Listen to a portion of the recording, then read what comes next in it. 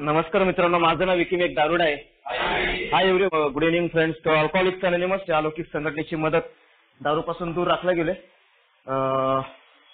विषय दिला याच्या स्लोगन्स आणि थोडासा नर्वस मोड मध्ये, कारण कधी बोललो नाही या विषयावरती, जास्त ऐकलेलं नाही किंवा काही नाही. आणि दुपारी संक्रमणचा फोन आलता, म्हटला झाली का तयारी, येतोय ना संध्याकाळी. म्हटलं हा येतोय, तब्येत बिघडली. म्हटलं प्रार्थना करत होतो की संध्याकाळपर्यंत बरी व्हावी तब्येत, कारण खूप भयानक पोट दुखत होतं काल रात्रीपासून. काल लग्नाची अॅनिव्हर्सरी होती 4थी, त्याच्या आधीच त्रास व्हायला सुरुवात झाली, त्यानंतर जेवल्यानंतर अजून त्रास हॉटेलचं. आणि या त्रासातून म्हटलं माहित नाही उच्च शक्तीची काय माझ्यासाठी योजना, पण सुदैवाने संध्याकाळी 5-5:30 नॉर्मल झालो, बरं वाटलं आणि पोचलो वर्गामध्ये. बरं आहे.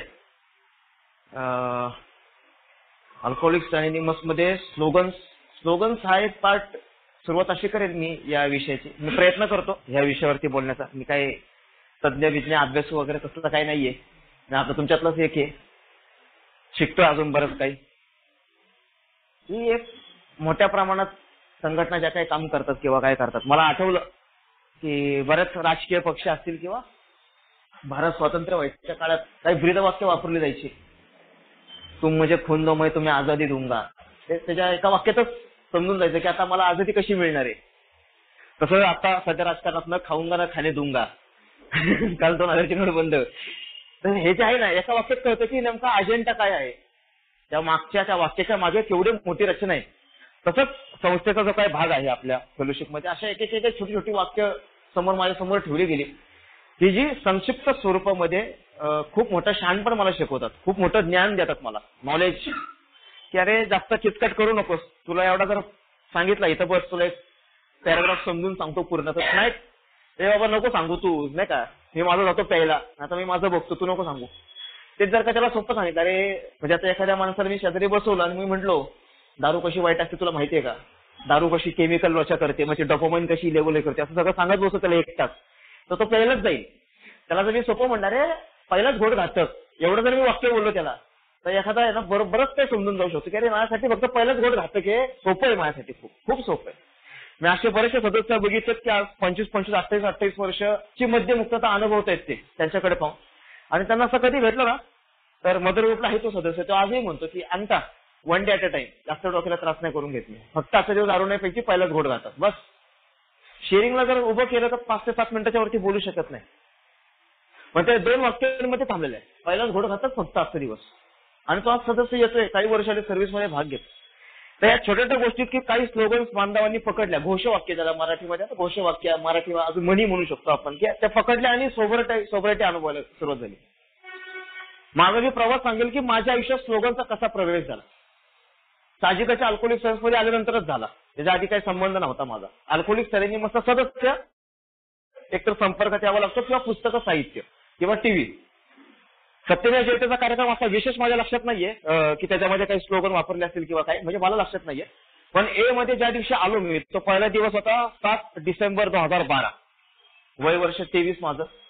पहिलीच मिटिंग करायला मी त्या मदर ग्रुपमध्ये एंट्री केली आणि ते जो मला सदस्य घेऊन आला त्याचं नाव सांगेल मी नक्की, बबलू एल.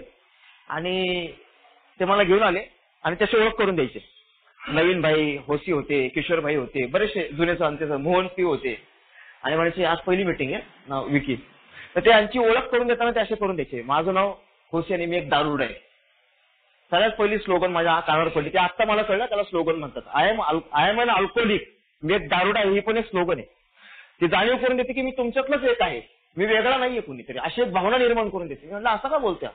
आणि दुसरं वाक्य जे होतं, जे स्लोगन नेमकं मिटिंगच्या शेवटी वापरलं होतं, येत राहा, ते सांगत होते मला, येत राहा बरं का, तुझं आयुष्याचं कल्याण होईल, येत राहा बरं का, तू उद्या पण परत ये, आज छान मिटिंग करा, उद्या इकडे मिटिंग. मी म्हणणार मिटिंग अजून सुरू झाली नाही तेव्हा मला काही कल्पना नव्हती, मिटिंगचं स्वरूप माहित नव्हतं. मला असं वाटायचं की नेटवर्क मार्केटिंग असणार आहे 100%, इकडे एक जॉईन करा, तिकडे एक जॉईन करा, मग 2-2 हजार रुपये भरा, मग अजून तुम्हाला प्रॉफिट वगैरे असं काहीतरी असेल.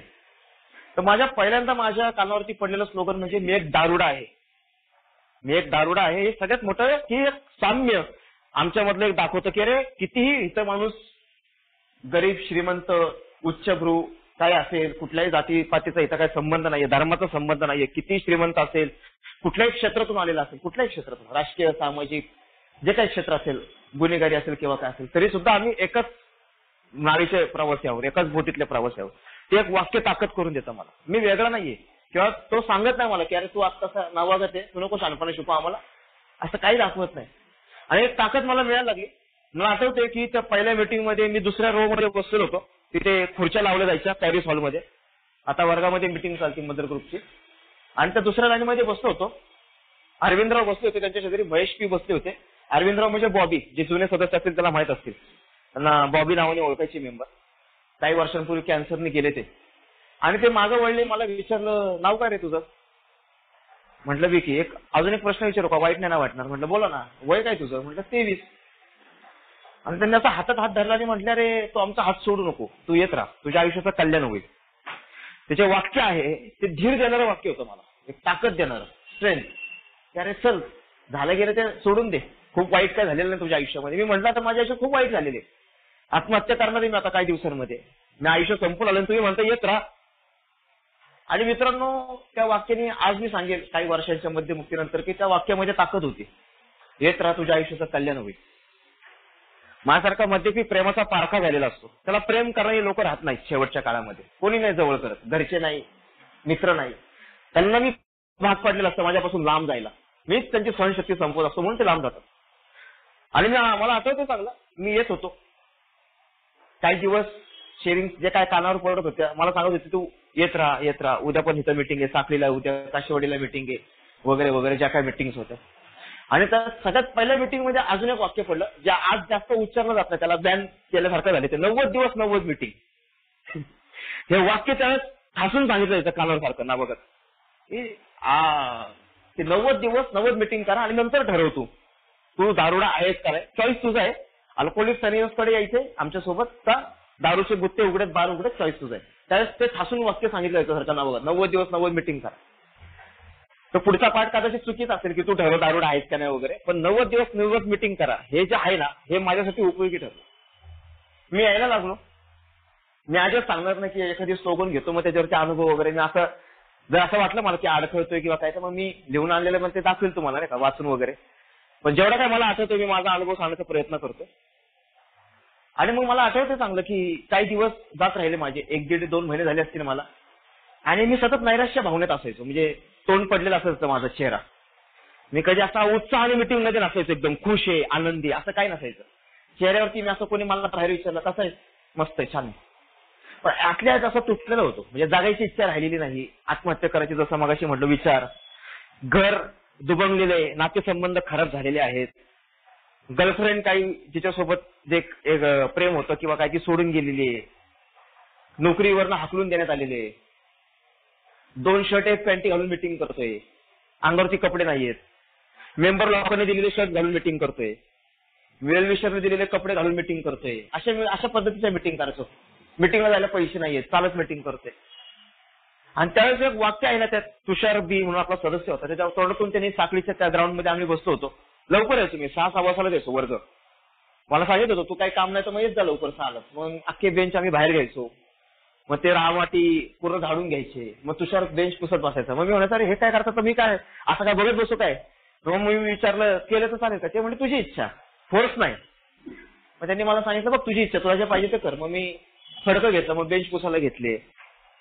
आणि मी सांगायचं त्यांना की अरे राव वडिलांचं राव लय चालले जोरात, लय त्रास होते, असं होते तसं होते. तेव्हा ते म्हणायचं चल अरे हेही दिवस जातील तुझे, नको काळजी करू. हे दिवस धिस टू शाल पास, हे जे वाक्य आहे हे वाक्याची ताकद त्यावेळेस खरंच नव्हती कळली. म्हणजे असं राज यायचं ना, हे दिवस जातील कोणी वाक्य बोलल्यावर. याला काय सांगू त्याला, कसे दिवस जातील, काय जगते मी, खायचं प्यायचं झोपायच्या, अंगावरचे कपडे सगळे बांधून देतात, नाकावून हे दिवस जातील. राग आहे त्या वाक्यांचा. बांधव एखादा वाक्य सांगतो तो मला आशा देण्याचा प्रयत्न करत असतो अशा वाक्यांमधून, चल हेही दिवस जातील, नको काळजी करू, छान होईल, येत राहा. पण ते वाक्य ना त्यावेळेस ती मानसिक गोंधळ अवस्था इतकी विचित्र असते ना की नाही आवडत ते वाक्य, अजिबात पटत नाही. आणि तरी ते आज वाक्यानं सांगतो की तेही दिवस गेले, आज तेही दिवस गेले. आज गाडी आहे, पेट्रोल आहे, चालत नाही मिटिंग करू शकत, आज गाडीवरती मिटिंग करू शकतो, बांधवांची मदत घेऊ शकतो, त्यांच्यासोबत मिटिंगला येऊ शकतो. आणि दिवस हळूहळू बदलायला खूप टाइम गेला ऍक्च्युली. जवळजवळ 1.5 वर्ष 14 महिन्यानंतर मी कामाला लागलो. नंतर मग हळूहळू थोडेसे पैसे यायला लागले. तोपर्यंत एक सांगेल की एक 3 महिन्यामध्ये जे काही 90 दिवस 90 मीटिंग केलं त्याच्यामध्ये एक झालं की माझ्या घरातलं वातावरण किंवा घरच्यांचा माझ्याकडे बघण्याचा दृष्टिकोन थोडासा बदलला. आणि आईच्या तोंडून एक वाक्य आलं की आता बरा वाटतोयस. आता जे बरा वाटतोय तर त्याचा श्रेय पूर्ण अल्कोहोलिक अनोनिमस असल्या कारण येत राहा ह्या वाक्यामुळे मी येत होतो. तर येत राहा बघू काय होते. जागा राहिलेली नव्हती कुठे, कोणी चहा पाजणार नव्हतं, समोसा खायला घालणार कोणी नव्हतं राहिलेलं. त्याच्यामुळे येत राहिलो. आईच्या तोंडून ते वाक्य आलं आणि मला सांगण्यात आलं की येत राहा, हेही दिवस जातील, तुझं आयुष्य खूप चांगलं होईल. आणि मी तो जो काही प्रवास होता त्याच्यामध्ये 8-8.5 महिन्यानंतर एक गोष्ट माझ्या बाबतीत घडली. मी घरामध्ये एक घटना माझ्या बाबतीत घडली. माझ्या बहिणीवरती माझी खूप खुन्नस होती, रिझाइनमेंट. आणि मी इथं शेअरिंग मध्ये ऐकत होते प्रोग्राम वगैरे ते काय, त्याच्याशी माझा काही संबंध नव्हता त्या प्रोग्राम सोबत. मीटिंग करतोय ना बस, डोकं शांत आहे ना बस. आणि बहिणीच्या बद्दलची जी रिझाइनमेंट आहे, आईच्या आणि तिच्या वादामध्ये इतका तो टोकाला गेला माझा तो राग की मी तिच्या अंगावरती गरम पाण्याचा पातेलं फेकून मारलं. दारू पिलेलं नाहीये मी. आणि मी त्या दरम्यान ना स्वतःला चाकू मारून घेण्याचा प्रयत्न केला होता. म्हणजे हा अटेम्प्ट केला बहिणीच्या अंगावर लगेच 5-10 मिनिटात हा प्रयोग केला मी माझ्यावरती. सुदैवाने वाचलो मी त्याच्यातून. शोल्डर डिस्लोकेट झाला होता, गळ्यात हात घालून मी मीटिंग करायला लागलो म्हणून. आणि त्यावेळेस मी कशा वेगळ्या झोन मध्ये गेलो होतो. तो झोन ज्याने अनुभवला असेल त्याला माहित असेल की ज्यावेळेस एखादी वाईट घटना आयुष्यात घडते ना तर त्या नवीन असताना त्या झोन मधून पटकन बाहेर पडत नाही म्हणून 2-4-6 महिने वर्षभर जातात. तिथंच राहतो तो. स्टॉप झालेला असतो त्याचा माइंड. तो दिसतो चाललाय जगतोय पण तो स्टॉप झालेला असतो. त्याचं सर्वायवल आहे ना एका बाजूला दिसतो साम्य वस्त्र निवारा खातोय पितोय जगतोय पण तो संपलेला असतो आतून. आणि तसं माझं स्टॉप झालं माझं थिंकिंग पॅटर्न. मी थांबलो होतो, जगण्याचं थांबलो होतो मी. एकच विचार, अरे यार काय चाललंय माझ्या बाबतीत, काय चाललंय बाबतीत, मै बेचारा प्यार का मारा, असं माझ्या डोक्यात सुरू झालं होतं. किती वाईट चाललेत माझे आत्मकरुणा. ते एक स्लोगन मला आठवतं, त्यावेळेस मी नव्हतं ऐकलं पण आता ते वाचण्यात आलं माझ्या की पुअर मी मी किती बिचार आहे, मी किती बिचार आहे. मग आता भरा एक ग्लास नाही का, जाऊ दे आता वाईटच चालले माझ्या आयुष्यामध्ये, जगण्यात काय अर्थ नाही. तशी ती अवस्था होती माझी. काय जगून तरी काय उपयोग नाही, येतोय ना मीटिंग करतोय ना, बघू पुढचं काय होईल. एका बाजूला बांधव सांगतात की हे दिवस जातील पण जात नव्हते ते दिवस. ते जात नव्हते कारण मी कृती करत नव्हतो. मी कृती एकच करत होतो, मीटिंग करत होतो, पण खरी ऍक्च्युली दिवस जातात असं मला वाटत नव्हतं. पण मी जसं मागाशी म्हणालो ना की खरंच आयुष्य बदलत होतं हे मला दिसत नव्हतं. म्हणजे असं मला वाटतं की नाही 360 डिग्रीत लगेच चमत्कार घडला पाहिजे तसं काय होत नाही. ऑटोमॅटिक आयुष्य बदलत असतं. जसं आई म्हणाली की अरे चांगला वाटतेस स्वतः, बरा वाटतेस. आणि हा प्रवासामध्ये मला आठवते की बांधव मला सांगायला लागले की अरे कुठेतरी प्रोग्रामकडे फोकस कर. आणि सगळ्यात महत्वाचा जो काही रूल नंबर 62 सांगितला होता ना, don't be serious your self, बरोबर ना इंग्लिशमध्ये, की स्वतः जास्त गांभीर्याने घेऊ नकोस. पण प्रॉब्लेम होता की मी स्वतःला खूप सिरियसली घेतलं होतं स्वतःचं आयुष्य. माझ्याच बाबतीत का हा सतत मी ब्लेम करत होतो मला स्वतःला. अरे माझ्या बाबतीत स्वतःला यार ये तो शूज पहन के आया अच्छा, ये तो गॉगल पहन के आया, ये तो अच्छा कपडा पहन के आया, ये तो बाईक पे आया. डोक्यात चालू माझ्या मी कसा आलोय चालत आलोय. मी कसा आलोय ह्या मेंबरच्या अंगावरची शर्ट आहे माझ्याकडची एक कंटिन्यू घालून आलोय. माझे कधी दिवस बदलणार हे म्हणतात तिथे हेही दिवस जातील. कुठं बदललेत माझे अजून दिवस. घरच्यांनी अजून स्वीकारायला तयार नाही. चष्मा दिल्यानं अजून घालायला चष्मा लागलाय मला त्रास. मी सतत स्वतःला कोसत होतो. म्हणजे माझं मी आयुष्य खूप सिरियस केलं होतं, गांभीर्याने बघत होतं माझ्या आयुष्याकडे. आणि मला कळत नव्हतं की बांधव माझ्यापासून लांब का जातोय. म्हणजे मी असा वागतोय कुणी समजून घेत होतं. तर एक मला वाचनामध्ये एक स्लोगन आली की घसाऱ्याच्या ठिकाणी आणि तोंड पाडलेल्या मेंबर सोबत राहू नका. तुमचं काय होलं नकारात्मक राहाल तुम्ही. मग मला कळलं की असं ते मेंबर का माझ्यापासून लावू. अरे हा नकारात्मक करे का, व्हायब्रेशन नकारात्मक आले तर माझ्या जवळ कसे येतील. ह्याच्यापासून लांब राहूयात ना. सकारात्मक वाटत नाही, पॉझिटिव्ह वाटत नाही. ट्रिपला जाताना सकारात्मक माणूस असेल तर भारी वाटतं लांबच्या प्रवासाला. म्हणजे छत्रपती संभाजीनगर असेल जे आधी जुनं औरंगाबाद होतो किंवा कुठं कराडला मिटिंगला जायचं तर एखादा बांधव आपण कसे घेऊन जातो, सिलेक्टेड 5-6 मेंबर काय घेऊन जातो. अरे हा एन्जॉय करायचा आपल्याला जात जात. एखादा तोंड पाडलेला राहता खेळा नको याला घेऊ नको, लगेच दुसरं म्हणतो त्याला नको घेऊ अजिबात. अरे तो बोर करेल लागते ट्रिप आपली. त्याचं कारणच असं होतं की मला असं वाटतं की अरे माझ्यासोबत बांधव का बोलत नाही. बांधवांपासून लांब जायला लागणं जाणं किंवा ह्या गोष्टी घडत होत्या. मी अजून एक नक्की सांगेल की कशामुळे मेंबर दुरावला जातो फेलोशिप मधून आणि मी कशामुळे जाणार होता ए मधून. मी आज कदाचित तुमच्या समोर नसतो त्या घटनेनंतर. तर एका घटनेमुळे किंवा त्या प्रसंगामुळे मी ए मधून लांब जाणार होतो. ती घटना तुमच्या समोर शेअर करतो आणि स्लोगन किती महत्वाचं पुढचं ते सांगतो मी तुम्हाला. स्टिक टू द विनर, विजेत्यांना चिपटून राहा, हे वाक्य का महत्वाचे. 1.5 महिने थांबलेलो होतो मी, दारूपासून दूर होतो. आणि त्या मदर रूमच्या बाहेर 2 मेंबरची हांबरी तुंबरी चालली होती. घाणघाण शिवाय एकमेकांना देत होते. एक जण म्हणत होता, तू माझे पैसे घेऊन गेलाय, ते मला पैसे दे, तू माझं काम केलेलं ना, असून तसं तो इकडून शिवाय देतोय, हा इकडून त्याला शिवाय देतोय. आणि मी हा सगळा प्रसंग बघतो. 1.5 महिने झाले थांबलेला. मी मला जो माझा इनिशियल स्पॉन्सर, म्हणजे ज्याने मला याचा मेसेज दिला, तो माझा इनिशियल स्पॉन्सर, तो मार्ग दाखवणारा मला म्हणला, बबलू भाई मग चलते ना होगा मीटिंग को, या आखरी मीटिंग आपला.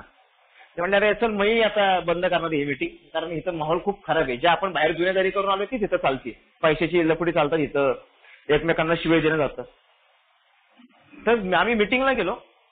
मीटिंगमध्ये बसून त्या दिवशीचं जे काही डेली रिफ्लेक्शन होतं ते मला नेमकं आठवत नाही, पण ते अशा स्वरूपात होतं, जो काही घटनाक्रम घडला होता माझ्या बाबतीत तो 15 मिनिटं आधी, मीटिंगच्या आधी, सेम त्याच्याशी रिलेटेड तो नेमका डेली रिफ्लेक्शन ऑटोमॅटिक निघलं ते त्या दिवशी. म्हणलं यार काहीतरी गडबड आहे. आम्ही दोघं बाहेर आल्यानंतर दोघं एकमेकांना म्हणलं की नाही आपण उद्या मिटिंगला येऊ म्हटलं. म्हणजे त्याचं काय घडलं ना, त्याचा मागचा प्रसंग सांगतो की आमच्या दोघांना किशोर के जे आपले जुने सदस्य, जे जवळजवळ 43-44 वर्ष सोबर आहेत, मध्यमुक्त, त्यांनी आम्हाला जरा बाजूला घेतलं.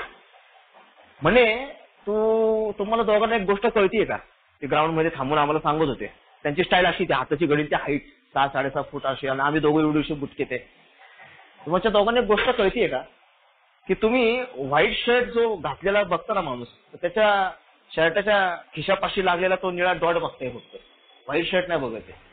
तुम्ही ए मध्ये फक्त जे आजार प्रॅक्टिस करतात किंवा चुकीचे वागतायत त्यांच्याकडे बघताय, पण जे रिकव्हरीकडे जे फोकस आहेत, जे खरंच योग्य मार्गाने मार्गक्रमण करतात ए मध्ये, त्यांच्याकडे का बघत नाही. ते वाक्य जे आहे ना, ते टर्निंग पॉईंट ठरलं मी की ज्याच्यामुळे आज मी तुमच्यामध्ये आहे की स्टिक टू द विनर हा जो पार्ट आहे ना, की जो आज दारूपासून दूर आहे आणि ज्याला खरंच चळवळ मला दारूपासून दूर राहायची, तो माझ्यासाठी आज विनर आहे, विजेता आहे. मग त्याने किती प्रोग्राम घेतलाय त्या पॅरामीटर मी नाही सांगू शकत. तो त्यांनी त्याचा परमेश्वर बघून गेला. तो मला अधिकार पण नाही दुसऱ्याच्या खुर्ची खालचा बॉम्ब किंवा अंधार बघण्याची, की तो किती सोबर आहे, त्याला एवढे वर्ष झाले तो काय करतो. ह्या सगळ्या चुका करून झाल्यात माझ्या.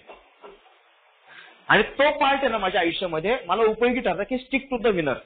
मी कोणत्या समूहामध्ये, समूह हा आहे त्या समूहात पण मी कोणत्या समूहामध्ये राहतो हे जास्त महत्वाचं.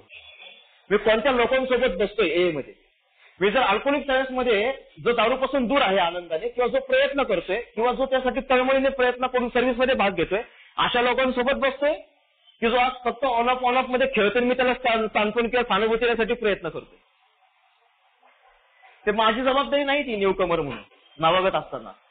मी हाताळू नाही शकत त्या स्लीप मेंबरला. ओल्ड टाइमर आहेत त्याला सांभाळायला, त्याला समजून घ्यायला. मी नाही हाताळू शकत.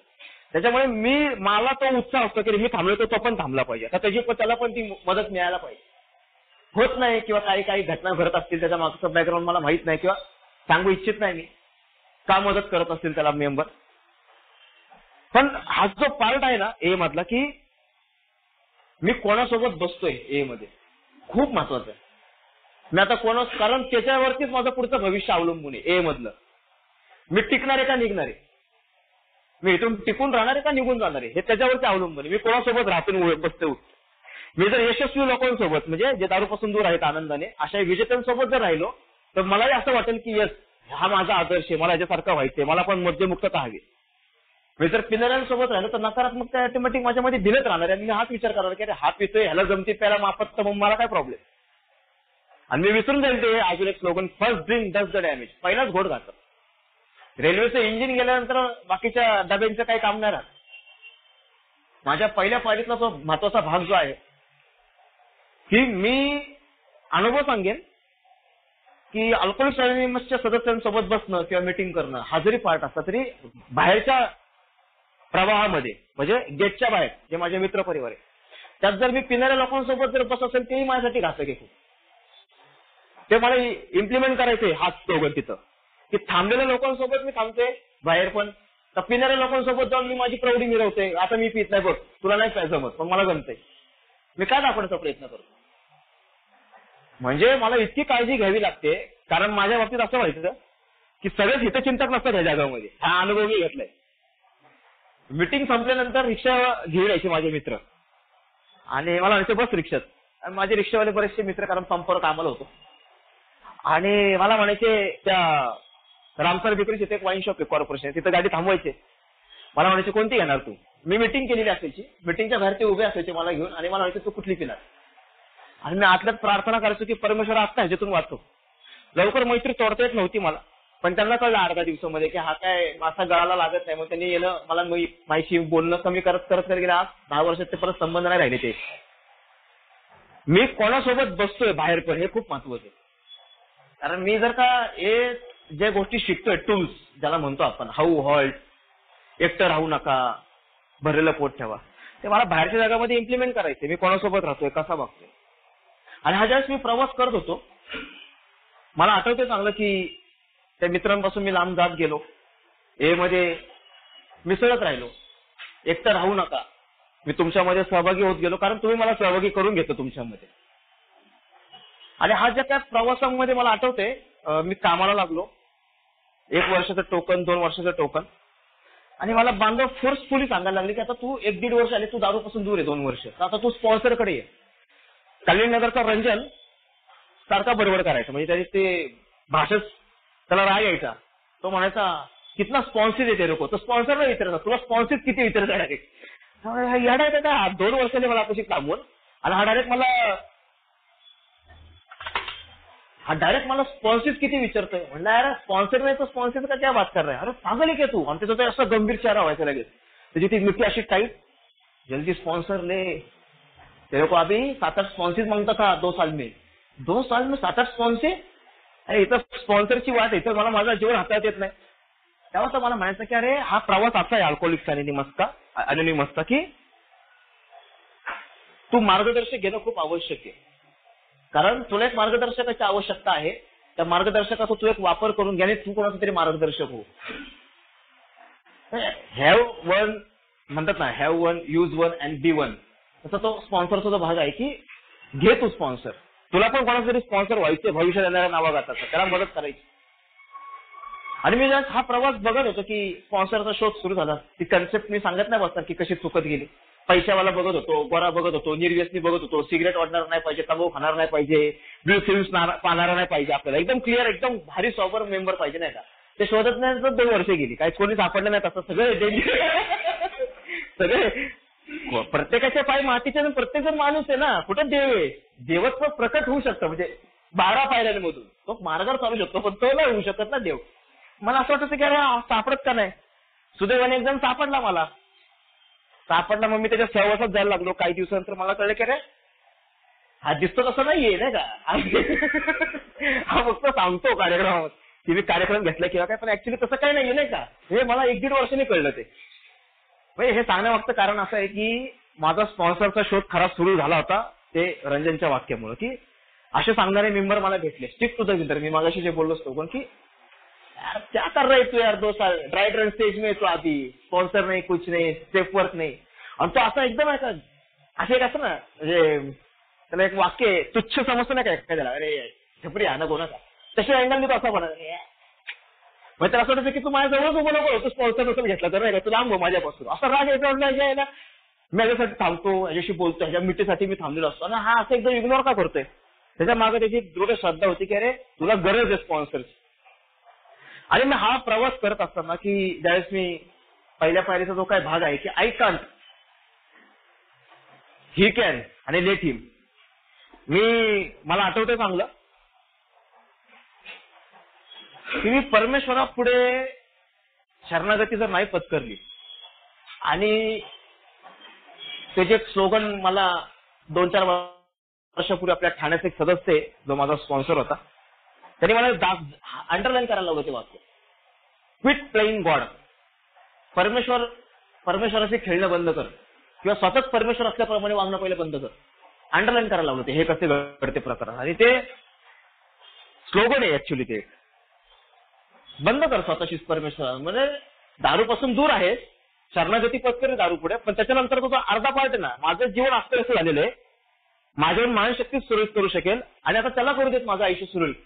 हे नाही करू देते तू तुझ्याकडेच ठेवतो सगळी पूर्ण पॉवर. आय कांट मधलं तू फक्त अर्धाच भाग मान्य केलेला, दारू पुढचा. आपलं जे काय लाईफ आहे त्याच्या पुढचा नाही पार्ट मान्य केलेला, की माझं आयुष्य मी नाही हाताळू शकत, परमेश्वरा तू करू शकतोस, आणि त्याला करू देत ना, त्याला करू दिलं तर ना होशील. हे सांगायचे की अरे तू आहे ना, तू त्या परमेश्वराच्या योजनेमधलं सगळ्यात मोठा अर्थ तूच आहे, असं ते बोलायचे ते मराठीमध्ये, तूच आहे.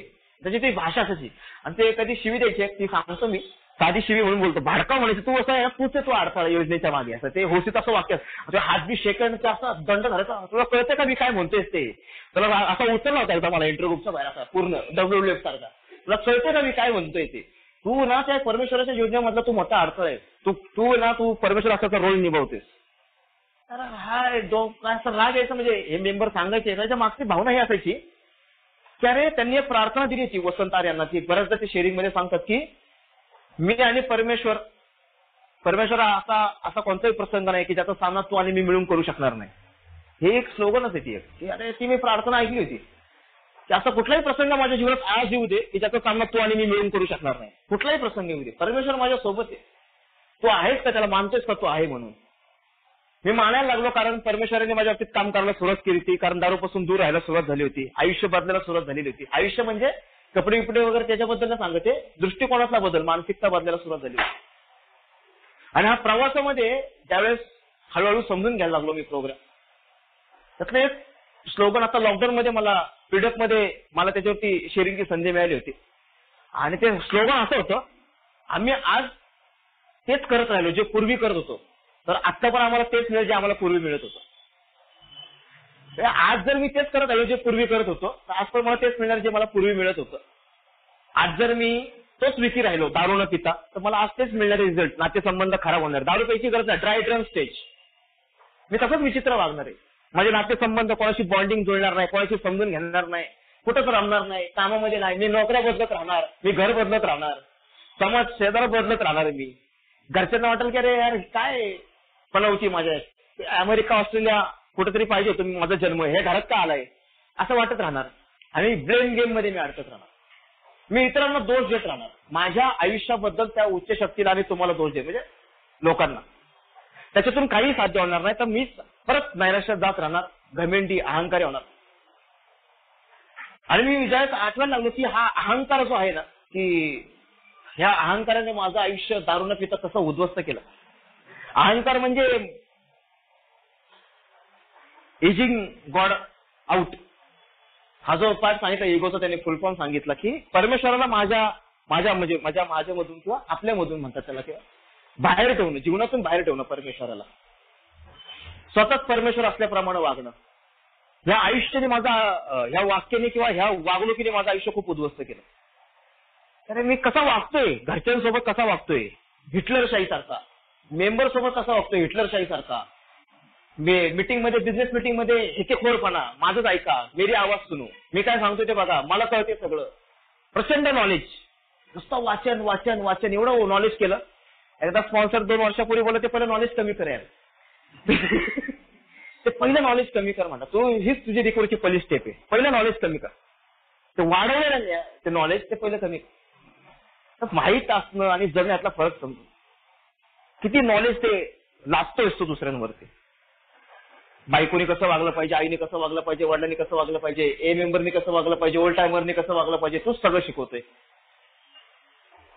ते म्हणतात ना की बोले त्याचं चाले त्याची वंदावी पावले, ते वॉकर टॉक असं काहीतरी इंग्लिशमध्ये आहे, ते तसं नाहीये. मी दुहेरी व्यक्तिमत्व जगणारा माणूस आहे, मी दिसतो तसा नाहीये. मी बोलताना एक बोलतो, वागताना एक वागत असतो. ह्याचे परिणाम मी अनुभवायला मला मिळाले. दारू न पिता, स्पॉन्सरचा वापर न केल्यामुळे, किंवा प्रोग्रामचा प्रॅक्टिस, स्पॉन्सरचा वापर म्हणजे काय, त्याची मदत न घेतल्यामुळे, प्रोग्राम प्रॅक्टिस न केल्यामुळे खूप माझं नुकसान झालं. अजून एक मला आठवतं चांगलं की अजून एक वाक्य मला ऐकायला मिळालं की ज्यांनी माझं आयुष्य बदलायला मला मदत केली, की जे परमेश्वराला मानत नाहीत त्यांच्याही बाबतीत परमेश्वर काम करतो, जे परमेश्वराला मानतात त्यांच्याही बाबतीत परमेश्वर काम करतो, पण जे स्वतःलाच परमेश्वर समजतात त्यांच्या बाबतीत एकच्या कार्यक्रमाचे दरवाजे ऑटोमॅटिक बंद तोच करतो. मी नेमकं तेच करत होतो, मी स्वतःलाच परमेश्वर समजायला लागलेलो. अल्कोहोलिक सायन्स मध्ये, घरामध्ये, समाजामध्ये, नोकरीच्या ठिकाणी, बॉसच्या जागेवर मी कसा बसेल, घरच्यांमध्ये प्रमुख, कुटुंब प्रमुख म्हणून माझी जागा कशी निर्माण होईल, ए मध्ये माझे बॅक बेंचर म्हणून एक जागा कशी निर्माण होईल, माझ्याशिवाय तक्ता हलणार नाही. शांत हो ना, तुझी जागा तू पहिली, तोच तो प्रॉब्लेम आहे. तो युगच इतका भयानक आहे तुझा की तू परमेश्वरच समजतोय स्वतःला. आणि मग मला कळत नव्हतं की मग मी पुढे करू कसा. आणि मग मला अजून एक गोष्ट सांगितली की इन्व्हेंटरी हा जो पार्ट आहे, मी हे का सांगतोय, मी कारण ह्या स्लोगन्स कुठं ना कुठेतरी 12 पायऱ्यांशी रिलेटेड कुठंतरी घुसलेले आहेत. त्या लेट हिम हा जो पार्ट आहे की यार त्याला करू दे ना. आता जसं मागाशातला बांधव आपला सांगत होता राहुल, की माझी इच्छा आणि जीवन त्या परमेश्वराला सोपवणं. खरंच सोपवणं एवढं सोपं आहे का? एवढं मी बोलतोय तेवढं, जेवढं बोलतो तेवढं सोपं नाहीये. खूप अवघड जातं. आता खूप विचित्र ती अवस्था. बोलतो ना की नाही मला जमेल, मी करतोय. तो प्लेइंग गॉडचा जो रोल आहे ना तो कमी करण्यासाठी मला मार्गदर्शक स्टेपवरच मदत करतात. माझा इगो मला सतत सांगत असतो की तुला स्पॉन्सरची गरज नाही, तुला प्रोग्रामची गरज नाहीये, तुला बांधवांची गरज नाहीये. सतत सांगत असतो माझा इगो.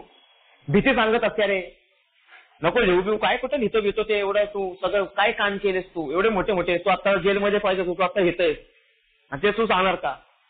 पण सुदैवाने एक विश्वासू माणूस नको, सुदैवाने एक विश्वासू माणूस भेटतो मला आणि तो मला मदत करतो.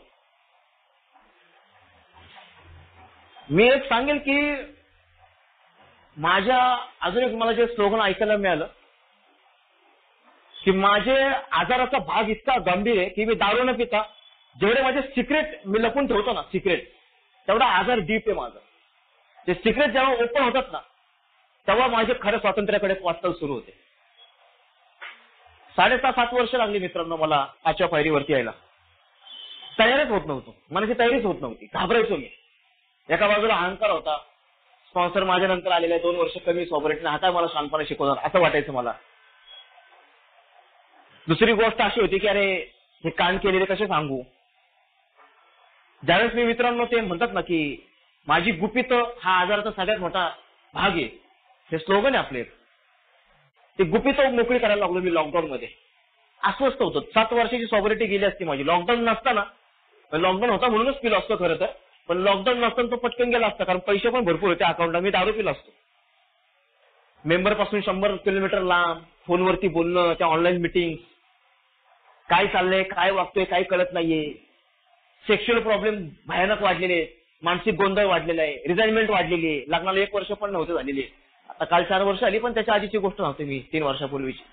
राग, सासू सासऱ्यांबद्दल राग, मेहुणीबद्दल राग, मेहुण्याबद्दल राग, आई वडिलांबद्दल राग, बिझनेस पार्टनर बद्दल राग, सगळं खुन्नस. आणि म्हणून तिथे अजून एक ते स्लोगन आहे की कीप इट सिम्पल स्टुपिड असा शब्द वापरला त्यांनी. स्टुपिड का बोललेत ना, हे अंडरलाईन मी करतो स्वतः माझ्यासाठी. मूर्ख आहेस तू, सोपं ठेव, वेडा आहेस तू. आणि मी मित्रांनो मला आठवतंय की मी ज्यावेळेस मला सांगितलं ना स्पॉन्सरने, मी त्याला फोन केला, यार फाटली म्हणलं माझी, त्रास होतोय मला, सोपं ठेव ना म्हणलं, कशाला त्रास करून देतोय, आहे ना आम्ही सगळे सोबत, कुठं लांब गेलास, ऑनलाईन आपण कॉन्टॅक्ट मध्ये राहूच. आणि ज्यावेळेस मी त्याशी बोलायला लागलो, मी त्याला एक गोष्ट माझ्या मनात एक खतखत त्याला सांगितली की अरे माझ्या नंतर आलेले मेंबर्स आल्यावर राव 5वी पायरी, 4थी पायरी, 6व्या पायरीवरती शेअरिंग करतोय, मला जमत नाही अजून. हे जे वाक्य होतं ना त्याला, तेव्हा तो मला बोलत होता की अरे कॉम्प्लिकेटेड करू नकोस प्रोग्राम, आणि स्वतःला पण कॉम्प्लिकेटेड मध्ये टाकू नकोस. Keep it simple, easy does it, हे जे स्लोगन आहे आपण, इझी डज इट, सहज ते शक्य करशील, तो होईल, तुला जमेल. आता तुझी प्रायोरिटी काय आहे? प्रथम कार्य, प्रथम जे काय सांगितलं जातं, ज्यावेळेस मी दारू प्यायचो त्यावेळेस किंवा ए मध्ये आलो त्यावेळेस मला सांगितलं की तुझी फर्स्ट प्रायोरिटी काय आहे. यार फर्स्ट प्रायोरिटी दारूपासून दूर राहणे, फर्स्ट प्रायोरिटी. नंतर काम, घरचे बिरचे सगळं नंतर बघू आपण. फर्स्ट प्रायोरिटी दारूपासून दूर राहणे, बाकीचं नंतर बघू आपण. फर्स्ट थिंग फर्स्टचा अर्थ काय? तसंच आत्ता त्याने मला फोनवर सांगितलं, आता फर्स्ट थिंग फर्स्ट मध्ये तुला आता काय करणं आवश्यक आहे, तर तू आता जो गोंधळलेला आहे का रागात येतं ते पहिले शांत होणं आवश्यक आहे. तर रागाला कोण जबाबदार आहे, कोणी ते आला येतं, आपण ते नंतर बघूया. ते शांत हो पहिला, कीप इट सिम्पल, शांत हो, डोकं शांत कर, आपण सगळं व्यवस्थित होणार आहे तुझं. त्यावेळेस तो म्हणत होता हे दिवस जातील तुझे. आपलं इथं सांगितलं जातं की दारू नाही मिळाली म्हणून एखादा बांधव मेलाय, असं होत नाही दारू सोडली म्हणून. तसंच सेक्स नाही मिळाला म्हणून मेला असा माणूस अख्ख्या जगात नाही अरे म्हणे. काही होणार नाही, काही होत नाही. हे तुला आता आहे त्या परिस्थितीचा जसा आहे तसा स्वीकार करावा लागेल. तोच प्रॉब्लेम आहे तुझा, स्वीकार करता येत नाही तुला. एकच 1 RK येतो, फॅमिली मेंबर्स एवढे आहेत, तुझ्या भावना किती जरी उकळल्या तरी तुला असं शांत ठेवावं लागणार आहे. हे तरी मला सांगितलं. व्यावसायिक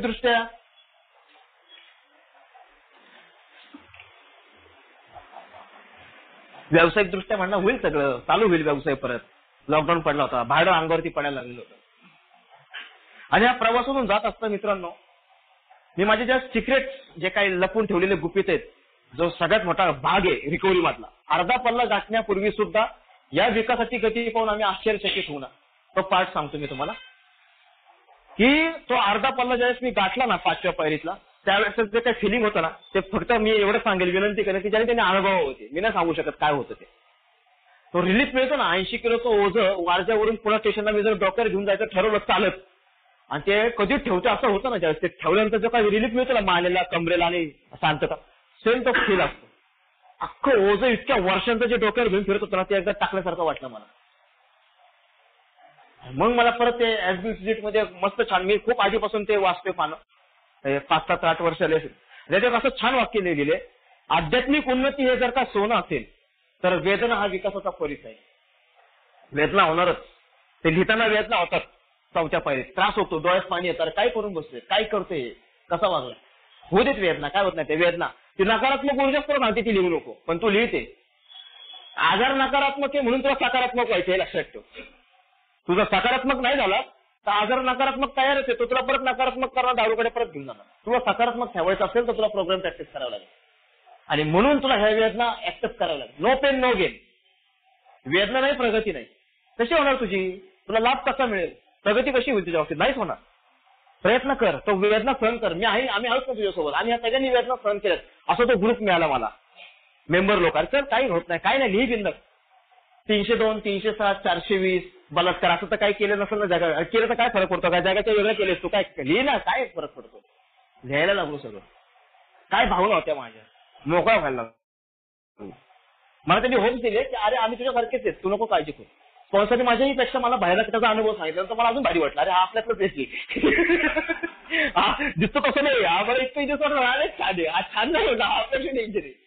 मला धीर मिळाला, अरे हा धीर काय होत नाही, ताकद मिळत जाते.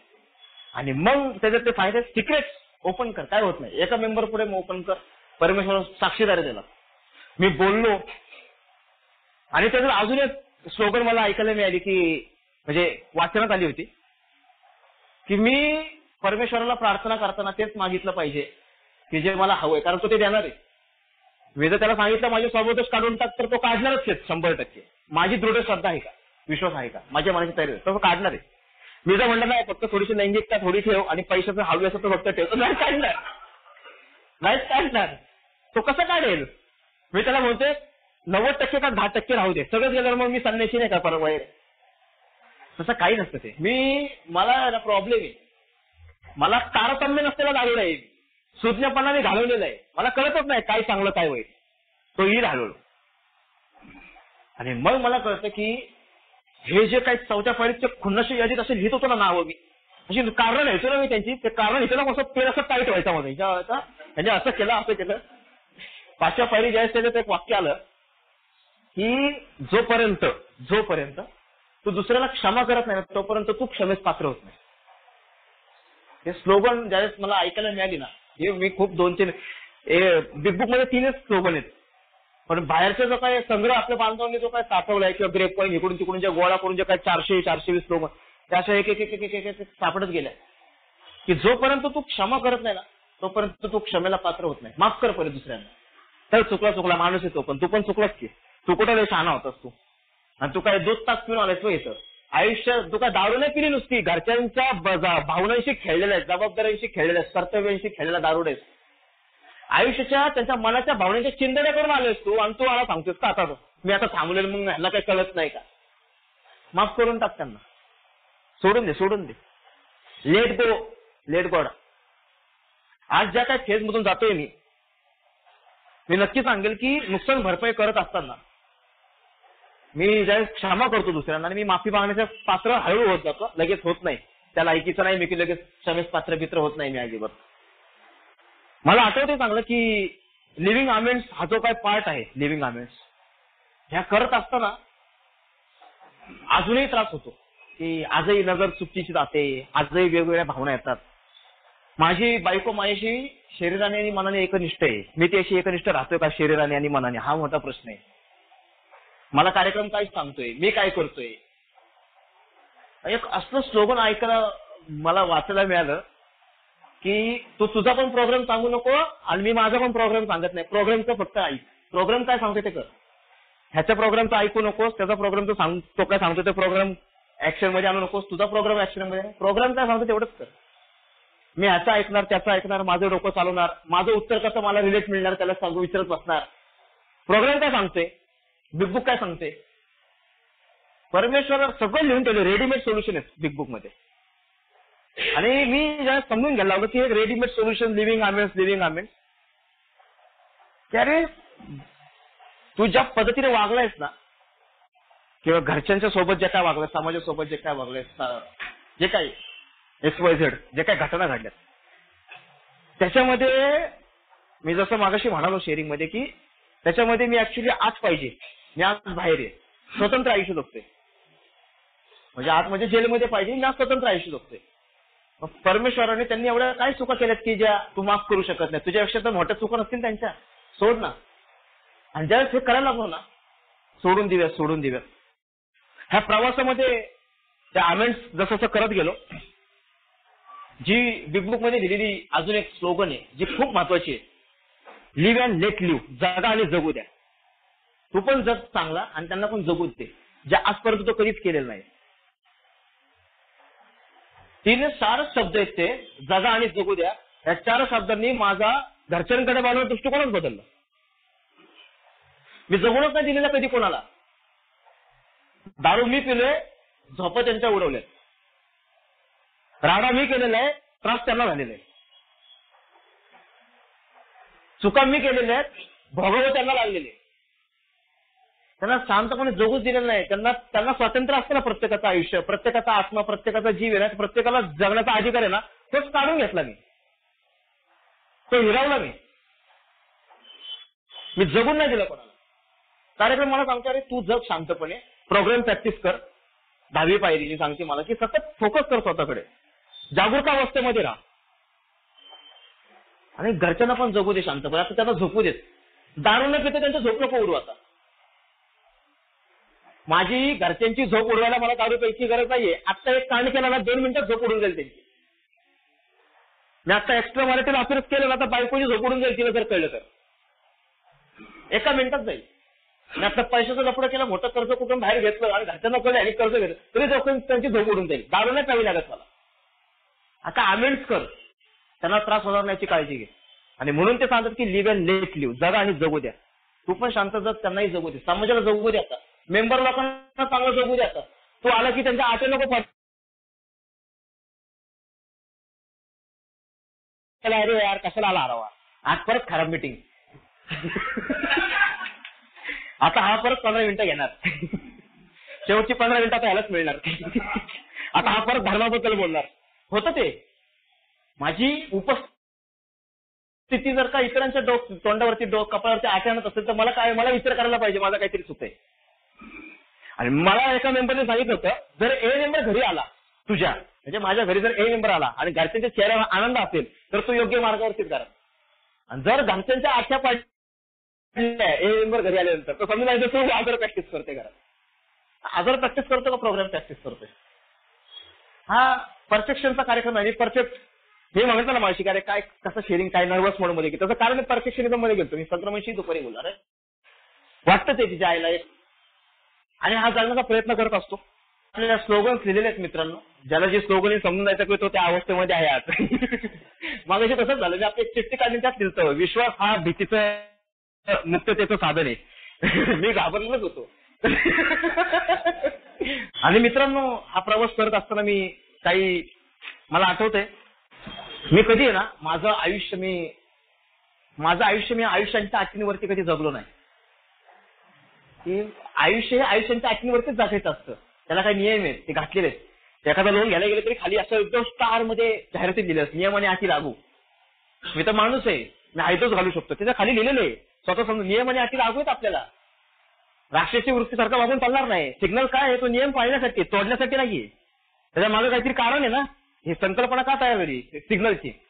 छोटीशी गोष्ट पण मला बरंच काय शिकून जाते. थांब का, रेड सिग्नल आल्यावर थांब का, दुसऱ्याला पण जायची संधी दे ना. तर तूच जायचंय फक्त एक वन वे, दुसऱ्याला पण. जीवन हे जगण्याच्या आठवणीवरती जगणं, कधी जगलंच नाही. सांगितलं ना तिथं बसला हात नको लावू करंट लागेल. नाही मी बघतोच करंट कसा लागत नाही. मला नाही लागणार. तू कोण आहे? आहेस कोण तू? मला असंच वाटत मी कोण आहे माहिती का तुम्हाला? रस्त्यावरती म्हणणार तुला माहिती का मी कोण आहे? कोण आहे? माणूस आहे. असेल विषय तुझं ते सगळं बाहेर. तू कोण आहे? आता एक टाकली तर विषय जमून नाही तुझं. कोण जागा लागणार नाही तू. हे जे आहे ना की आयुष्यांच्या अटींवरती जगता आलं पाहिजे, ते जगता येत नव्हतं मला. माझ्या आयुष्यामध्ये सगळ्यात मोठा रोल सांगेल मी की दृष्टिकोनात जो बदल आहे, हा जो कार्यक्रम आहे ना स्पिरिच्युअली, जी 12वी रूढी सांगते की निनावीपणा हा आमच्या सर्व रूढींचा आध्यात्मिक पाया आहे. माझा प्रॉब्लेम तो आहे की परमेश्वर आजही निनावीपणे इतक्या लोकांना दारूपासून दूर ठेवते. लाखो करोडो लोकांना निनावीपणे सगळं कार्य करतोय परमेश्वर. निनावीपणे, शांतपणे. तो कुठंच त्याचं नाव नाही या. तो कुठंच सांगत नाही मी केले, मी विकीला सोबत ठेवले, मी याला सोबत ठेवले, मी त्याला सोबत. अजिबात नाही. मी याचं आयुष्य बदलले, मी याला काम दिले. शांतपणे काम करतोय परमेश्वर. मला किती खास आहे. एखाद्या नावागताला आल्यानंतर माझ्या शेअरिंग मध्ये नाव काय येणार? 90 दिवस झाले तर हा शेअरिंग मध्ये ह्याला थोडी मदत केली मी पहिल्या 2-3 महिन्यात. हा मला शेअरिंग मध्ये नाव घ्यायला त्रास होतोय मला आतल्यात. शेअरिंग मध्ये नाव बाकीच्यांची घेतली, त्यांनी त्याला एकदाच मदत केली. मी त्याला 2 महिने केली. निनावीपणाचं महत्व नाही. निनावीपणा हा खूप महत्वाचा आहे माझ्यासाठी. आध्यात्मिक रूढींचा पाया काय सांगितलं. मला नाही नाही राहता येते. मला सतत पुढे राहायला आवडते. मला प्रेस्टिज, मला प्रतिष्ठा हवी. कशा कशाने माझा घात केलेला आहे, कोणत्या कोणत्या गोष्टीने माझ्या आयुष्यामध्ये घात केलेला आहे, हे मी पाहिलं नाही कधी. मला आठवते चांगलं की मी असं दारूपासून दूर होतो. काही मी जसं माझ्याशी सुरुवातीला म्हटलं की मी सतत असं चिडचिडा असायचो. आत्ताच्या फेजमधून चालू ती फेज सांगतो मी एक 2-4 मिनिटं.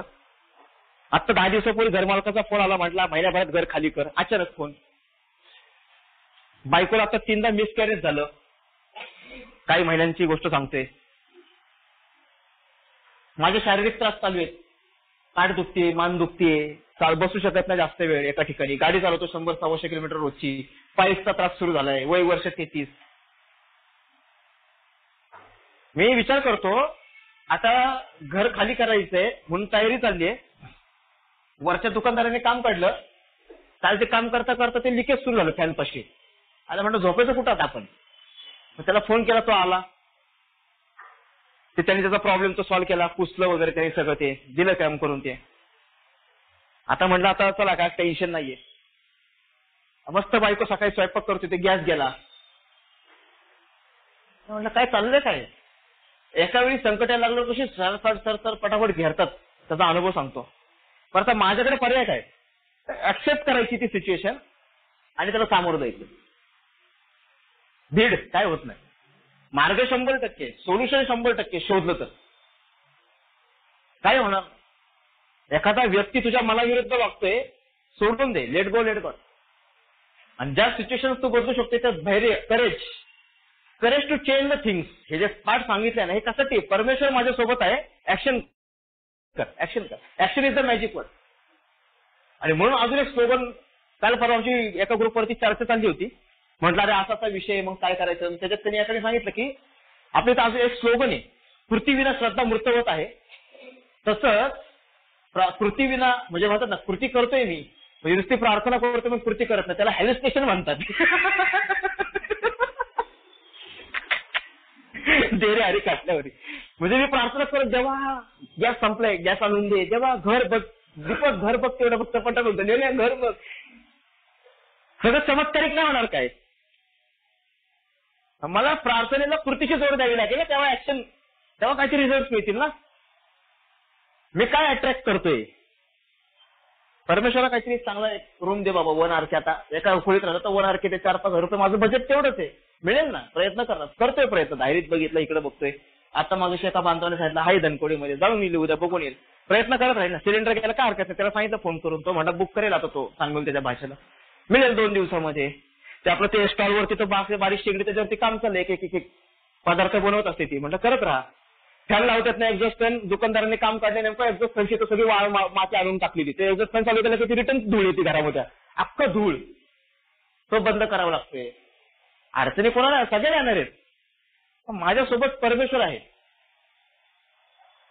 इथं जादू बिदू घडत नाही अचानक. इथं मिरेकल्स घडतं. I am miracle.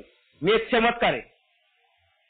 मी का चमत्कार आहे हा अहंकाराने सांगत नाही, परमेश्वरांनी तयार केलेलं आहे. 20 वर्ष दारू सोडण्याचा प्रयत्न करत होतो, सुटत नाही, आणि परमेश्वरांनी ए मध्ये आणलं. सगळे चमत्कार बसले असतात इथं, सगळे चमत्कार आहेत परमेश्वरांनी घडवलेले. एक स्लोगन सांगतो आणि थांबतो मी, की जे मला खूप महत्वाचं वाटलं आणि मला माशी ते लक्षात येत नव्हतं ते वाक्य काय, कुठे, कसं, काय लिहायचं, काय करायचं. ते एक वाक्य म्हणजे अल्कोहोलिक्स अनोनिमस मधलं माझी जी काय 12वी पायरी सांगते मला, ग्रॅटिट्यूड. I am responsible. मी जबाबदार आहे. हे एक स्लोगन माझ्यासारख्या असंख्य जे मद्य पीडित आहेत ना त्यांच्यापर्यंत पोहोचण्यासाठी उपयोगी पडेल. जेव्हा कोणी कुठे मदतीचा हात मागेल अल्कोहोलिक्स अनोनिमस, तिथे मी सदैव तत्पर असलं पाहिजे, सज्ज असलं पाहिजे मदत करण्यासाठी. त्यासाठी मी जबाबदार आहे. मी जर जबाबदारी नाही घेतली माझ्या कुटुंबाची, समाजात जेवढी शक्य असेल तेवढी, ए मध्ये मला जसा मेसेज मिळाला तसा इतरांना मिळावा, तर मी नुसतं घेत राहतो. कार्यक्रम घ्यायचा नाही, द्यायचा आहे. तुझ्याकडे जे आहे ते दे, तेव्हा तुला नवीन मिळेल.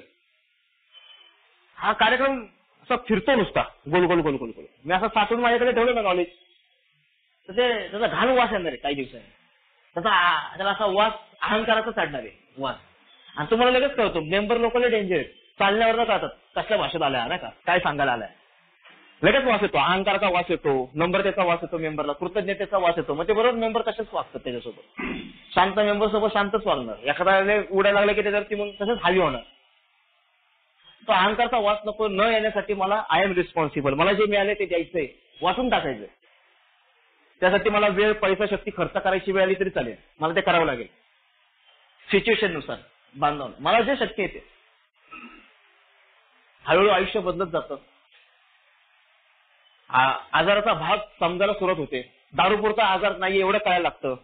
आजार केवढा मोठा व्याप्त आहे, किती भयानक जहाले आजार ते कळायला लागतं. आजार जहाले तर उपाय पण जहालच करावे लागतील हे कळायला लागतं. त्यामुळे ते उचलायला लागतं. ही पुस्तकं नुसती मांडून मस्त मांडीत खरं, पण ती विकत घ्यावी लागतात. नसतील पैसे तर सांगायला लागतात मला घेऊन दे. बिंदास, लाजायचं नसतं इथे. इथं लाजलं की संपलं. सगळ्यात मोठा अजून एक सांगेल की मदत ही एकच शब्द पुरेसा आहे स्लोगनला. मदत कर आणि मदत घे. आता लय अवघड आहे. हा एकट्याने नाही चालत प्रवास, मला मदत घ्यावी लागते. मी बांधवांची आज मदत घेतो. कुठलाही विषय असेल किंवा काय असेल, वेगवेगळ्या बांधवांशी बोलत असतो, तेव्हा कुठे हे सगळं तयार होतं. 90 days 90 मीटिंग किंवा स्पॉन्सर. आज त्याकडे अजून 2 स्लोगन आहेत ज्या आज मी कटाक्षाने पाळतो. मी स्वतःशीच प्रामाणिक राहतो. रोज ग्रॅटिट्यूड व्यक्त करतो. आज ब्लेम गेम मध्ये नाहीये. आज count the blessings, write the gratitude list. हे ना ग्रॅटिट्यूड लिस्ट, ना कृपा प्रसादाची यादी लिही. परमेश्वराने तुला काय दिले ते आठव. परमेश्वर मला एवढा भरभरून देतोय, त्याच्याकडे लक्ष न देता मी परमेश्वराने मला काय नाही दिलं मी त्याच्याकडे बघतो ना ज्यावेळेस, त्यावेळेस मी आपसुकच ए मधून बाहेर जातो. वेळ नाही लागत ए मधून बाहेर जायला. ह्या छोट्या गोष्टी कळायला लागल्या. या एक एक वाक्यांमध्ये खूप डीपली अर्थ दडलाय ना, की असं डेली रिफ्लेक्शन पण 1 day at a time, 1 hour at a time. तर हे दिवस जातील ना 1 day at a time. आज 1 day at a time दुसऱ्या गोष्टींमध्ये लावायला लागलोय. कामाच्या बाबतीत प्रयत्न करतो की आज काम करायचं मला, आजचे दिवस काम करायचं मला. आता आज झोपून चालणार नाही, प्रयत्न करतो. कधी पाचन दुखते, कधी त्रास होतो, कधी पोट दुखतं. आज नाही गेलो, पोट दुखत होतो, खूप त्रास होत होता. ह्या छोट्या गोष्टी समजून घ्यायचा प्रयत्न करतो. परमेश्वर माझ्या सोबत आहे ह्याचा अनुभव मी घेतो. बऱ्याचदा घेतो, खूप वेळा घेतो. मला असं वाटतं की अरे परमेश्वर आहे का नाही माहित नाही, पण आता तो आहे याची जाणीव होते. आणि मग मला कळतं की अरे तो आहे, तो असणार आहे, तू नसणार आहे. काही दिवसांनी तू नसणार आहे, पण परमेश्वर असणार आहे. त्याची तत्व असणार आहे, पुस्तकात लिहून ठेवली आहे. हा ज्यांनी कोणी प्रयोग केलाय तो सदस्य कदाचित उजर नसेल, पण त्याने जो उपक्रम जे काही ग्रुपने चालू केला तो उपक्रम चालू ठेवायची जबाबदारी माझी आहे. तत्व तशीच अबाधित आहेत, तत्व असेच अबाधित राहणार आहेत. मी नाही राहणार. मी जसं मागायची म्हणलं तर ती तत्व काय ती समजून घ्यावी लागणार आहेत. परमेश्वरासोबतच माझा संबंध आहे की बाबा आता माझी इच्छा काय तुझ्यासाठी, तू काय करावं माझ्यासाठी पूर्ण नाही, तुझी इच्छा माझ्यासाठी काय आहे ते मला ऐकू दे, ती पूर्ण करू देत. म्हणजे ह्या छोट्या छोट्या गोष्टी समजून घ्यायचा प्रयत्न करत गेलो. बरंच काही लिहून ठेवलेले मी काय ते सांगत नाही बसणार, पण एक सांगेल शेवटचं आता. माझ्या पुढे दोनच चॉईस आहेत, एक तर मृत्यू आणि वेडेपणा किंवा रिकव्हरी. चॉईस माझा आहे. आणि दुसरी एक स्लोगन एक सापडली मला की मला मध्यमुक्ती कोठे सापडेल, मला दारूपासून जर मी सोबर कसा राहील, तर ते म्हणतात की 12 पायऱ्यांमधून कोणत्याही पातळीत गेल्यास तुला मध्यमुक्तता मिळेल. मग आता तू काय करायचं तू ठरव, मी नाही सांगणार ते. मी कसं काय, अरे काय नाही, तुला जावं लागेल त्या पातळीपर्यंत. वाटेल तर घराला जायची तयारी आहे का तुझी दारूपासून दूर राहण्यासाठी. 12 पायऱ्या. जुन्या कल्पना सोडून दे, पूर्वग्रह दूषित मन बाजूला काढ, बांधवांची मदत घे, आयुष्य बदलून जाईल. हे हळूहळू कळायला लागलं आणि तो प्रयत्न करत असतो. मला माहिती मी किती विषयाला धरून काय बोललो काय, म्हणजे मला असं ठरवलं होतं की एक घ्यायची स्लोगन, आपला अनुभव सांगायचा, दुसरी घ्यायची, एक करायचं म्हणलं जाऊ दे, म्हणतात कालच काकाच बंद करून टाकू म्हणलं, जे निघेल ते तो करेल. प्रयत्न केला मित्रांनो तुमच्या समोर माझा अनुभव कथन मांडण्याचा. जेवढ्या स्लोगन मांडता आले तेवढ्या वर्षभर लागेल ते पूर्ण व्हायला, माहितीये का. 420 स्लोगन आहेत, जोक नाहीये, भरपूर आहेत. पण खूप मोठा संग्रह आहे स्लोगन्सचा. एकेका स्लोगन वरती रोज विचार जरी केला, रोज अभ्यास स्वतःसाठी जरी केला, चिंतन केलं, तरी माझं आयुष्य रोज सोबरटी अशीच मला फुकट मिळेल. रोज मला नवं चैतन्य समोर जे आपण मला बोलायची संधी दिली, सर्वांनी शांतपणे ऐकलं. थांबतो. थँक्यू.